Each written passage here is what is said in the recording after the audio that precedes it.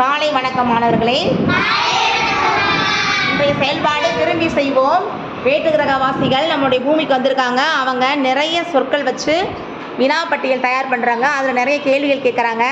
ஒவ்வொரு கேள்விக்கும் மூன்று பதில்கள் வருது. 3 வேற்று கிரகவாசிகள் வந்தாங்க. அவங்க 3 பேரும் 3 பதில்களை கொண்டு போய் இப்போ அவங்க கிரகத்துக்கு போயிட்டாங்க. அவங்க ஒரு 7-8 கேள்விகள் கேட்டிருக்காங்க. அந்த கேள்விக்கு வெவ்வேறான பதில் இருக்குது. ஆனால் அந்த 3 பதில்களுமே சரியானது. ஆனால் வேறு பதில்கள் கொண்டதாக இருக்குது. அப்படி என்னென்ன கொஸ்டின்கள் கேட்டாங்கன்றதை நம்ம ஏற்கனவே டிஸ்கஸ் பண்ணிட்டோம். அதுக்கான பதிலை நீங்கள் சொல்லி நம்ம என்ன பண்ணியிருக்கோம், போர்டில் எழுதி வச்சுருக்கோம். இப்போ வந்து ஒருத்தர் மட்டும் நம்ம கேட்குற கேள்விக்கான பதிலை சொல்லுவாங்க. நீங்கள் சரியாக எழுதிருக்கீங்களான்றதை நீங்கள் என்ன பண்ணிக்க போகிறீங்க, செக் பண்ணிக்க போகிறீங்க.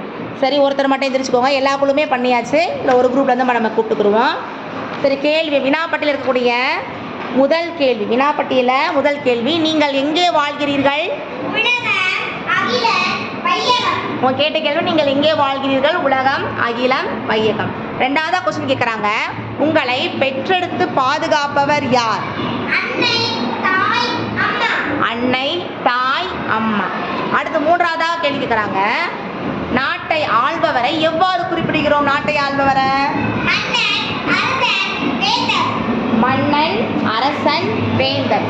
4வது ஒரு கேள்வி கேட்குறாங்க, பகல் பொழுதை ஒளிரச் செய்வது எது? பகல் பொழுதை இதெல்லாம் ஒளிரச் செய்யுது சூரியன், கதிரவன், பகலவன். அடுத்த கேள்வி கேட்குறாங்க, இரவில் வானில் ஒளி தருவது எதுன்னு கேட்குறாங்க. நீங்கள் என்ன எழுதுறீங்கன்னு பார்ப்போம்.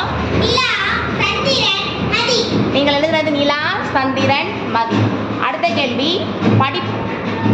கேள்வி கணைக்கும் விலங்கு எது? என்ன விலங்கெல்லாம் கணைக்குது? 3மே ஒரே இதுதான், ஆனால் வேற சொற்கள். அடுத்த கேள்வி, படிப்பதற்கு பயன்படுவது எது?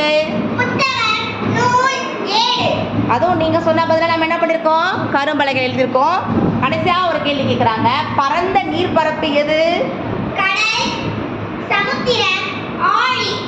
மிக அழகாக உங்க சார்பாக சொன்ன ரக்ஷிதாக்கு வாழ்த்துக்கள் கிளாஸ். நல்ல ப்ரொனன்சியேஷன், நல்லா சொன்னீங்க.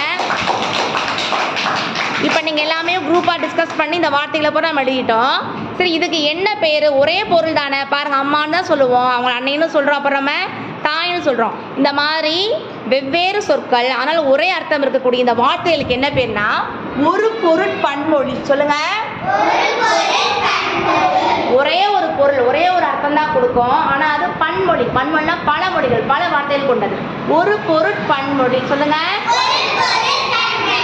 இந்த செயல்பாடை வந்து நம்ம விரும்பி செய்வோமா பகுதியில் தமிழில் எண்ணம் எழுத்தும் வகுப்பில் நமக்கான செய்யப்பட்ட செயல்பாடு. நன்றி மாணவர்களே.